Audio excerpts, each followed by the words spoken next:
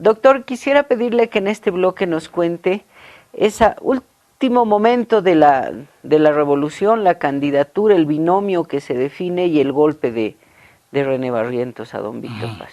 Bueno, como se sabe, el 9 de abril el ejército es derrotado y se crea una nueva estructura militar que se la denominó Fuerzas Armadas de la Revolución Nacional, lo cual fue un error para mí, ¿no? El personaje central de esta etapa es René Barrientos Ortuño, militar de la aviación, ¿no? Y militante del MNR desde la época anterior al 9 de abril. Eso es lo importante.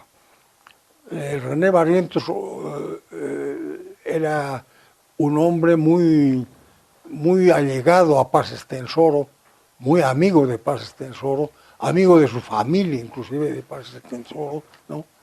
Y Obando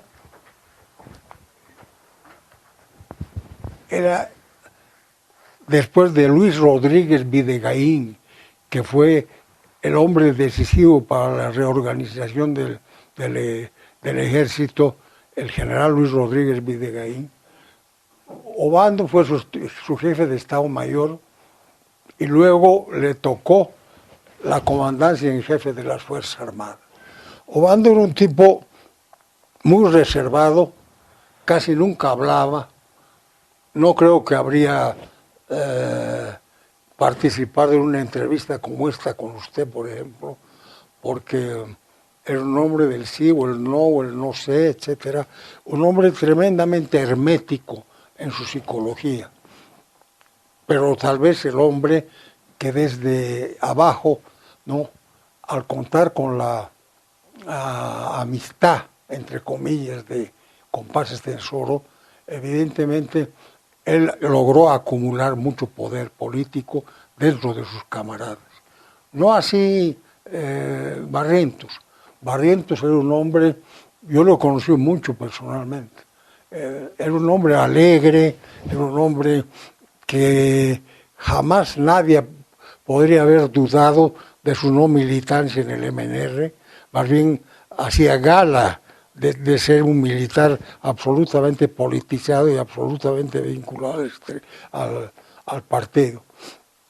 Eso era tan cierto que entonces había la célula militar en el MNR. El jefe de la célula militar era Alfredo Obando Candia y el subjefe era René Barrientos Ortuño. Es decir, ellos formaban parte del comité político del partido, que era la máxima dirección del MNR. Por lo tanto, tenía una jerarquía, diremos, política, ¿no?, de la más alta jerarquía dentro del MNR.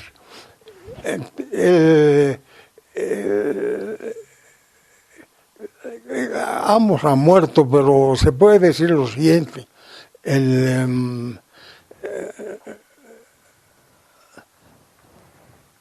A Barrientos no lo tomaban en serio. Como decimos los paseños, era un poco gualaicho, mujeriego, bebedor, un tipo muy liviano, muy buen tipo, diríamos ahora, ¿no? Cosa que Obando no, era exactamente lo contrario. Pero en determinadas circunstancias yo creo que se sufrió algunos, no agravios directos, sino malos tratos involuntarios. Por ejemplo, él era vicepresidente de la República y un día el doctor Paz me llamó y me encontré con René, que estaba haciendo antesala para reunirse con el presidente. Yo le dije al edecán, avísele que he llegado. entró el edecán y dijo, salió y doctor Pedregal, pase usted. Yo lo miré, pero no, él dice que con usted es breve. Y ahí estuvimos 3 horas con el doctor Paz, y el tipo haciendo antesal. Ese detalle lo cuento, porque a cualquiera, él tenía la segunda jerarquía del Estado. Claro.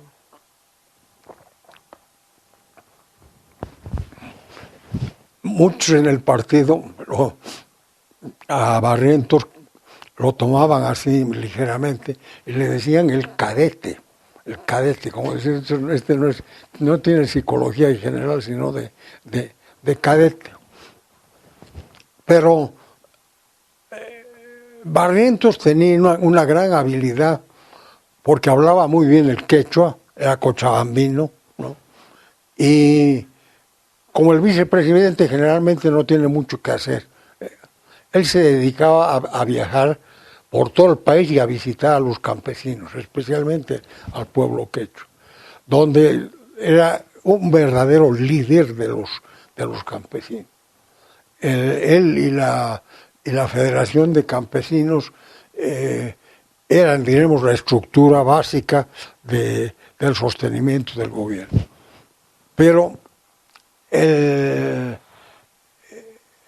el resto, diríamos, de la estructura de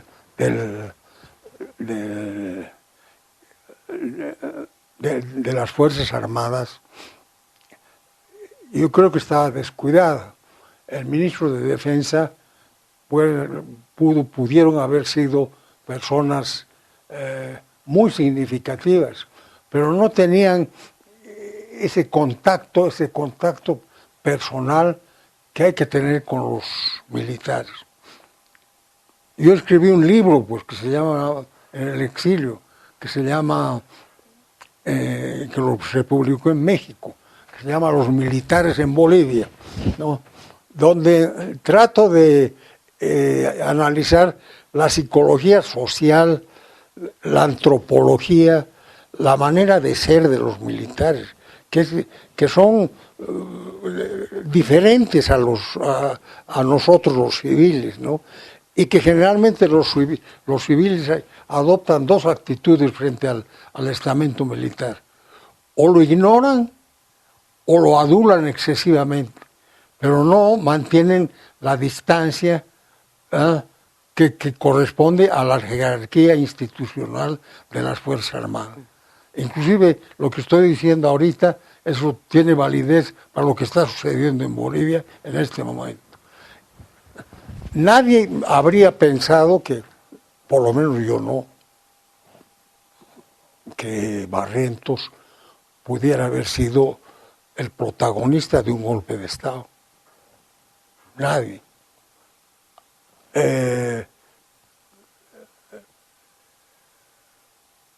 Una vez que fuimos por ahí a un esparcimiento para tomar unos tragos, etcétera, con Barrientos, no, él se quejó muy amargamente. Él era buen bebedor, pero yo soy mejor, ¿no? Así que yo no estaba borracho, ni mucho menos, pero se quejó amargamente con referencia al trato que el presidente le daba, que a veces no se olvidaban de invitarlo al Consejo de Ministros. Hay que llamarlo a René, llámenlo, por favor. Y naturalmente, yo creo, ¿no? Eso es muy subjetivo lo que estoy diciendo, que eso fue minando un poco el alma del personaje, a lo cual se añade la orientación política sagaz, ¿no?, de Obando, y naturalmente las fuerzas externas a la revolución, que lo que siempre les había faltado era un caudillo, porque el caudillo había muerto, el caudillo de la oposición, que era Úncega, ¿no? Entonces, el elemento, diremos, detonante de esto fue la lucha por la vicepresidencia ante la idea loca de Paz Estenssoro, y él lo reconoció siempre, después, ¿no? Después que pasó, de volver a una tercera elección, para ser elegido por tercera vez. No, perdón, por cuarta vez, por cuarta vez, porque ya había terminado su periodo, y él no, pero sus muy allegados, ¿no? El Ciro Humboldt, por ejemplo, reformaron la Constitución para permitir que se pueda elegir al presidente sin que pase un periodo constitucional, como era lo que tradicionalmente prevalecía en nuestro régimen constitucional. Entonces, el factor fundamental, todo el mundo decía que va a ser presidente por cuarta vez, el doctor Paz. Se enfrentaron enconadamente Lechín, Guevara, Siles a esa posibilidad, pero con un encono y una fuerza y una capacidad de movilizar enorme. Pero Paz, que es muy racional, excesivamente racional a veces, ¿no? Él vio y él medía, ¿no?, el valor fundamental que tenía, pero no medía que eso a los bolivianos no les gusta. No les gusta por generaciones que un presidente se vuelva a repetir, ¿no? Y eso lo digo muy cordialmente ahora, ¿no? Donde que pretenden hacer lo mismo, ¿no?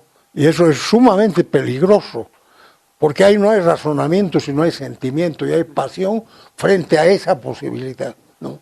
Eso no lo supimos, porque yo estaba ahí, no lo supimos medir adecuadamente. La convención se reunió, una convención muy buena, muy vital, la convención, con mucha controversia, pero finalmente el secretario ejecutivo del partido era Federico Fortún Sanginés, un gran dirigente político del MNR. Federico Fortún Sanginés fue electo como acompañante de fórmula de Víctor Paz Estenssoro. Y mucha gente creía, muy amigo Federico del doctor Paz, íntimo amigo de él, tal vez uno de los pocos amigos que el doctor Paz tenía, ¿no?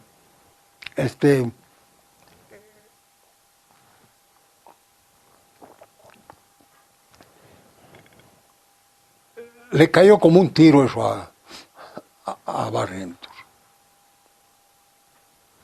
Y yo seguía en la Comibol, crucificado en la Comibol, yo seguía. El canciller era Feldman Velarde, un personaje también muy notable de los equipos de la Revolución. Y hubo como de costumbre, un movimiento huelguístico en las minas. Y si no me equivoco, Barrientos estaba en Cochabamba. La desinformación que se desplegó por parte de los militares en relación a la realidad política que existía. Yo creo que eso, alentado con la inteligencia tan peculiar que tenía el general Obando, determinó que todos los mecanismos de inteligencia del gobierno pues no funcionaban, o desvirtuaban las informaciones o simplemente no las emitían. El caso que yo lo vi cercanamente fue el caso de Oruro, donde alguien dijo: los mineros están viniendo a tomar La Paz en hordas, todos están armados, una cosa tremenda. Entonces Paz me dijo, ¿por qué no va usted a ver? Fui a ver y no había nada, no había absolutamente una increíble desinformación, ¿no? El mecanismo que se urdió fue fundamentalmente no comprometer al vicepresidente. El vicepresidente, como muchas veces había sido desairado, no había sido convocado, etcétera, se instaló en Cochabamba, donde era su base, particularmente su base fundamental en el pueblo quechua, ¿no? Y se negó a venir a La Paz, porque estábamos nosotros en un estado de emergencia, ¿no? Pero no descubrimos, o descubrimos tarde, ¿no?, de que el núcleo fundamental era Barrientos y no era otro. Porque todo el mundo le indicaba a Obando, pero Paz confiaba ciegamente en Obando. Y toda la información de las fuerzas militares, ¿no?, del estado de las fuerzas militares, ¿no?, provenía de Obando directamente, porque René Barrientos estaba en Cochabamba, ¿no? Se produjo un incidente en el Beni, que fue aparentemente dentro de los planes de la contrarrevolución, el detonante para que el proceso contrarrevolucionario continúe o se inicie, ¿no? Bueno,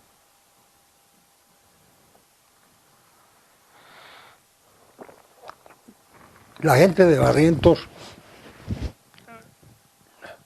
habían penetrado a la universidad, penetrado a algunos sindicatos, y como me dijo el gerente de la Comibol, Schipper se llamaba, el que sustituyó a Brusma, doctor, me dijo, die Helden sind müde, decía, me dijo, los héroes están cansados, y por eso es que no hacen nada. Se percibía en la atmósfera que el asunto estaba mal y estaba mal orientado. Pero Paz confiaba ciegamente en Obando y todo lo que Obando representaba en el mando militar. El comandante en jefe de las Fuerzas Armadas, ¿no?, es el tipo que toca el pito y todo el mundo. Y a la vez subestimaban a Barrientos. Lo subestimaba y lo trataba casi como a como dicen aquí, como a un entenado, ¿no? No lo trataba bien, y además públicamente, ¿no? Y yo creo que no lo hacía con maldad, sino lo hacía valorándolo mal a lo que era Barrientos y el potencial que Barrientos tenía. Que el cadete, ¿qué va a hacer el cadete? Que el cadete pues nos sacaba tiros del gobierno.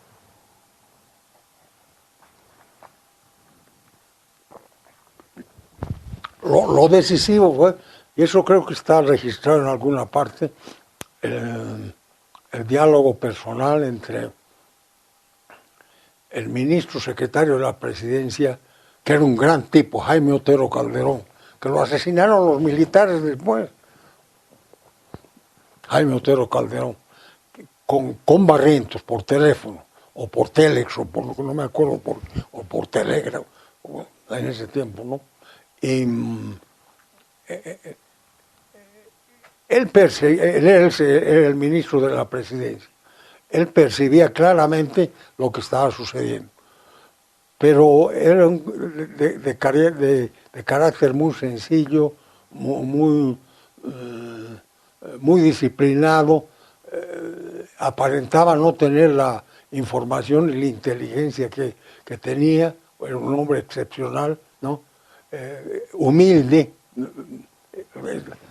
Entonces no le daban el valor que realmente él podía conseguir. Y cuando habló por teléfono, creo que fue por teléfono, con Barrientos, ¿no?, dijo a Paz Estenssoro que debería que el presidente debía hablar por teléfono con Paz o con Barrientos.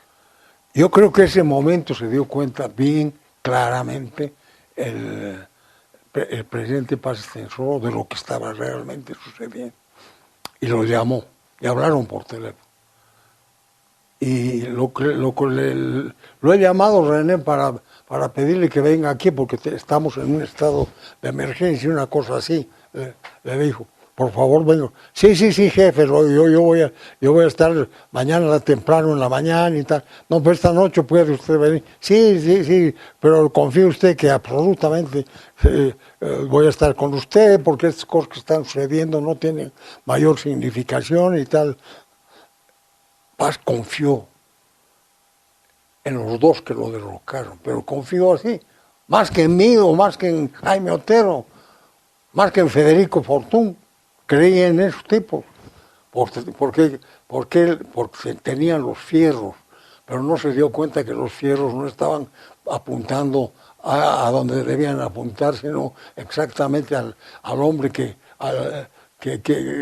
confiaba precisamente en los que tenían los fierros, es decir, el armamento, la posibilidad de dar un golpe de Estado. Eso fue en la noche. Al amanecer, no, sería a las 4 de la mañana, Ferman Velarde fue mandado, su canciller, mandado que se llamaba por Paz. Y le dijo en la conversación, me voy a mandar a Pepe Ferman para que converse con él. Ah, muy bien, perfecto, jefecito, como le decía, perfecto, no hay problema. Ferman fue y regresó de inmediato. ¿Y qué novedades tiene? Entonces ahí es cuando Ferman le dice, este es un golpe de Estado dirigido por este señor, Obando está en esto. Creyó el doctor Paz de que efectivamente estaba el que dirigía era Barrientos, pero no al primero que lo llamó fue Obando, ¿no? Entonces, como estaban en dupla los dos, no sabían perfectamente eso. Y ahí fue que todos los esfuerzos que estamos haciendo, ¿no?, tanto en las Fuerzas Armadas como en la policía, y en la policía y en la organización campesina, no funcionan, y lo que piden más bien es, yo no estoy de acuerdo en absoluto, es la renuncia del presidente Paz Estenssoro. Tan fuerte fue esa toma de posición que Obando le expresó al presidente que él ya no controlaba las Fuerzas Armadas. Y lo que temía era por la vida de Paz Estenssoro, que no había ya nada que hacer, que el asunto ya estaba consumado. Paz Estenssoro entonces le siguió creyendo, y le siguió creyendo cuando estaba en Lima, cuando yo ya fui a Lima después de 3 meses, porque estaba exiliado o asilado.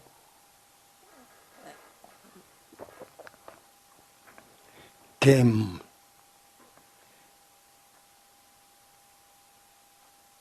lo que había que hacer era proteger la integridad física del presidente.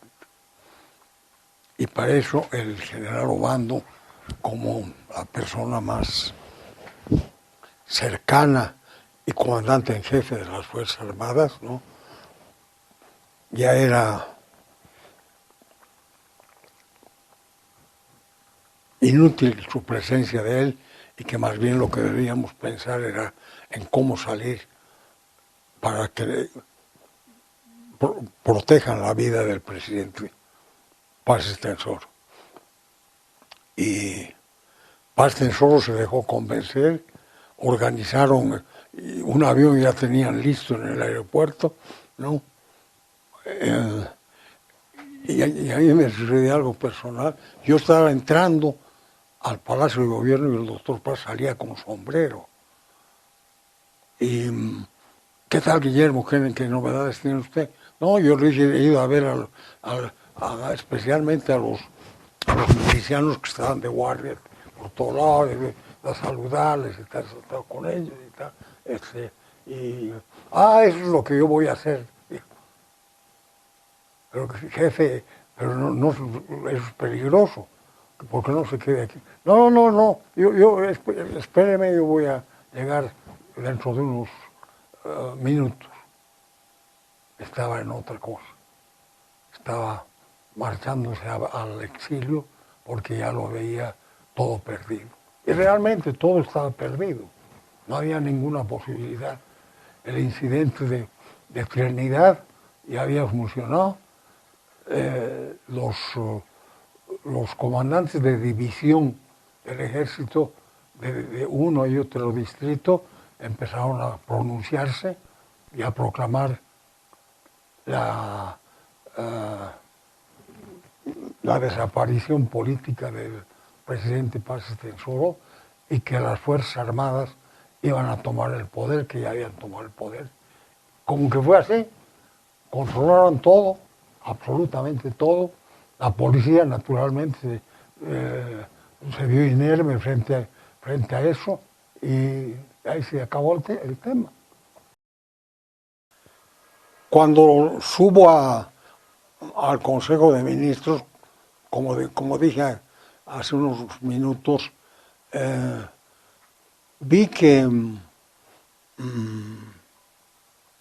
no había nadie. Habían papeles desparramados, no había nadie. Me pregunté por el más allegado a mí y más querido era Jaime Otero Calderón. Él sí estaba en su despacho y él me contó todo lo que había pasado mientras yo estaba ausente. Porque yo tenía que ver el problema minero y por eso me había ido a la Comibón a traer noticias de lo que estaba pasando en las minas. En las minas estaba metido Lechín, estaba metido Torres, estaba metido Cabrera, todos los dirigentes estaban metidos con el golpe.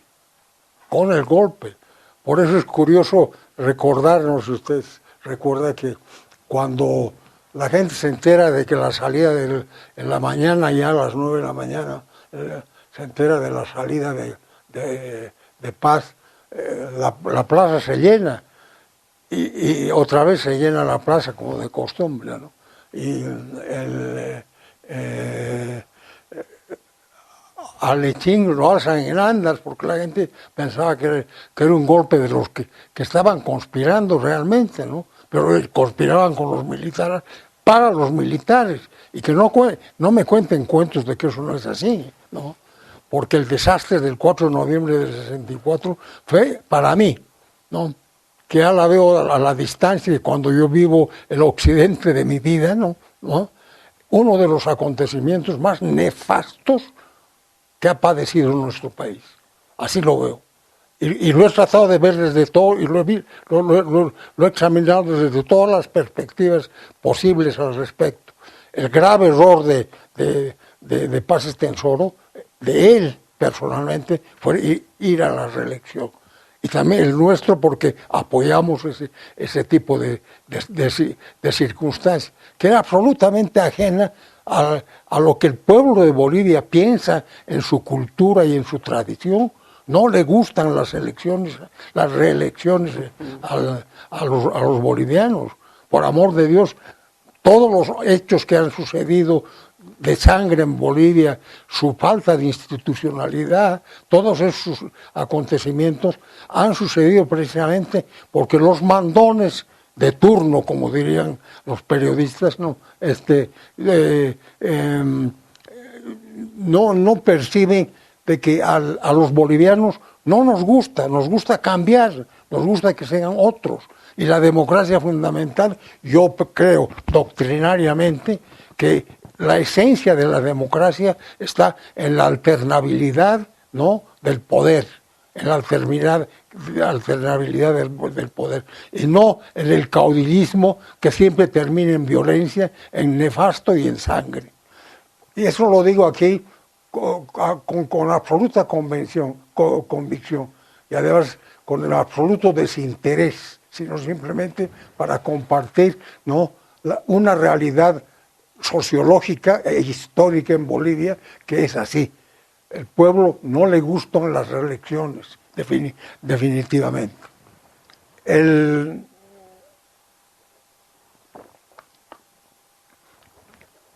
doctor Jaime Otero Calderón, a quien lo recuerdo con mucho afecto, en mis oraciones particularmente,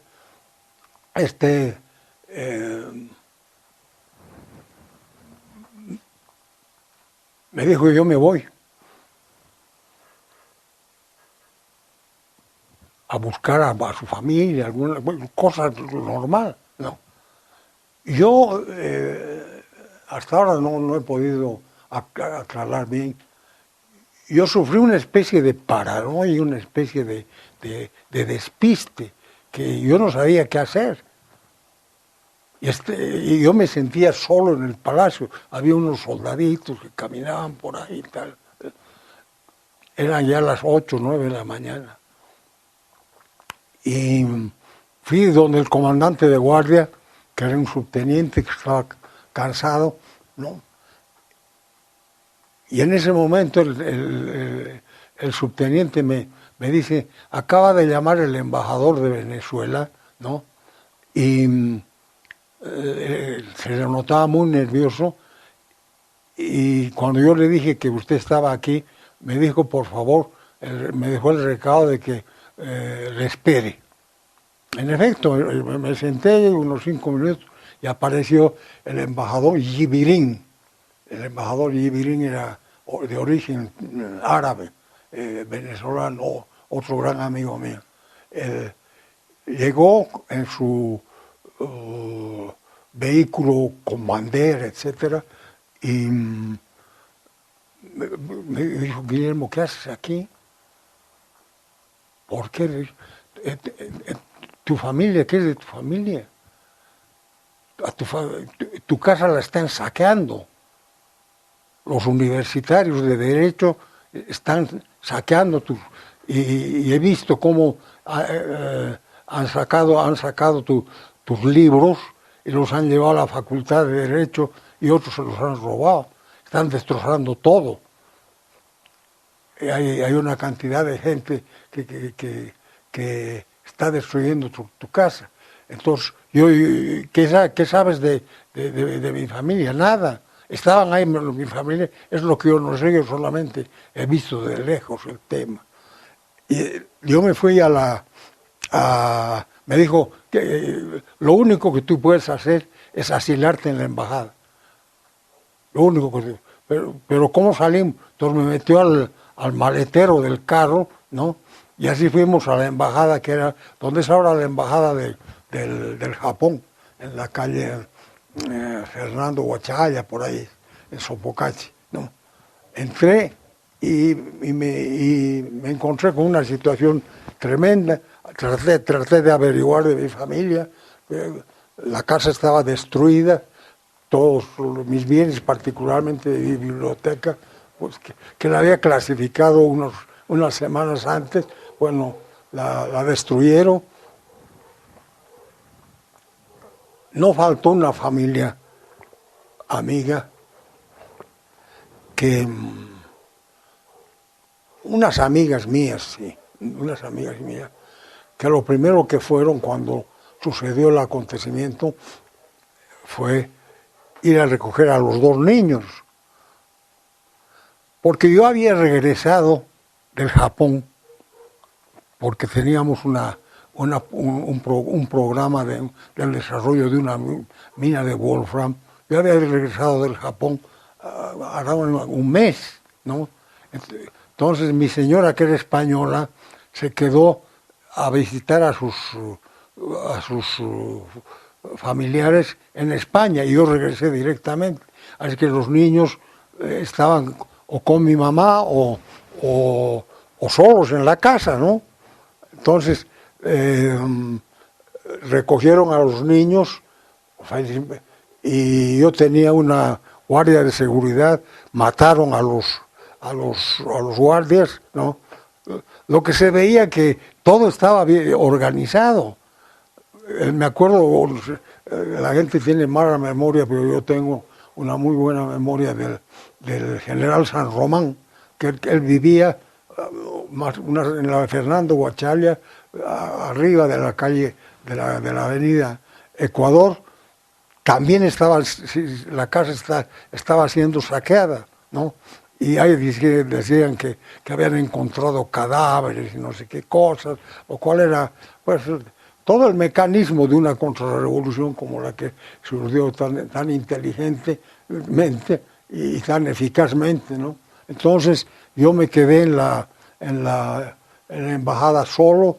Al poco tiempo una madrina mía, doña Zoila Claros, que ya ha fallecido, vino y me dijo que los niños estaban en buenas manos, que unas amigas mías los tuvieron. Mi esposa estaba en España y cayó el gobierno. Ella estaba en Lima porque entonces había que cambiar de avión, etcétera. Fue protegida por el embajador Juan Luis Gutiérrez Granier, que era otro buen amigo mío del partido, que fue un gran ministro. Y así fue, así cayó, sin pena ni gloria. No pudimos combatir a la contrarrevolución. El ejército tomó el mando de la nación, y al día siguiente, ya desde la radio de la embajada, ¿no?, pude ya estar tranquilo. Y evidentemente todos mis bienes habían sido saqueados, felizmente no tenía muchos bienes ni tesoros, ¿no? Lo que sí lamento mucho hasta ahora, y es muy chistoso, aquí termino, cuando vino el mariscal Tito de visita oficial a Bolivia, por el hecho de que yo hablaba alemán muy bien y él hablaba mucho mejor, ¿no?, me asignaron para que lo acompañe al mariscal Tito durante los días que estuvo aquí, y estuvo casi una semana, ¿no? Y él me regaló una alfombra bellísima, que no pesaba casi nada, una alfombra hecha a mano de seda. Y lo único que me acordé es de mis libros y de la alfombra, ¿no? Años después, en casa de un amigo, ¿no?, un amigo, entre comillas, vi mi alfombra, que la tenían ahí muy bien, elegantemente extendida en su salón.